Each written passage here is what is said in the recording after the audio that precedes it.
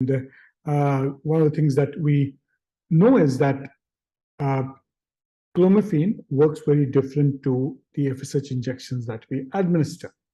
Now, the question we need to ask is, do the FSH injections act independent of the pituitary pulses, which means that as you're in a non-downregulated cycle, again, as you give FSH, does the pituitary still continue to function with its pulses and amplitude? So this was a very old paper that was looked at, and it looked at giving clomiphene from day 5 to day 9, and then adding FSH around day 7 or day 8. And so what are they looking at? They're looking at the amplitude as well as the pulses of FSH and LH. And I'll talk about FSH to a certain extent now.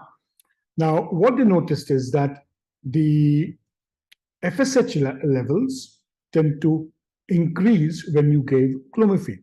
And when you gave the gonadotrophin at a later date, you further increase the FSH levels.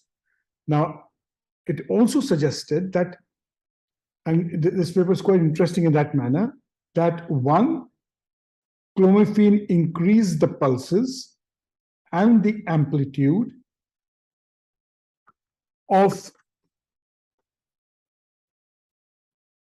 from the pituitary, while the FSH injections did completely something different. Now, in many cases, you will see that you will continue to see a certain amount of additional FSH being given. And the reason why it's important is when you start giving FSH, you will see a rise of serum FSH between 15 and 25 to a large number of cases after 5 days of stimulation, which means after that, irrespective of how much you give the FSH, you're not going to increase serum FSH levels.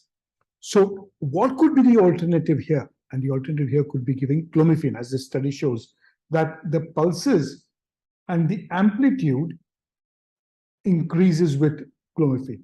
So when you looked at this, when you look at controls, the LH increases and the amplitude increases, but equally, when you look at the FSH increases significantly, as well as when you give FSH, it increases more. So what you're combining is you're combining a certain amount of FSH that comes from the pituitary, which is pulsatile, to the serum FSH that rises. Now, there's no way of measuring in your common practice how you can measure pulsatile FSH.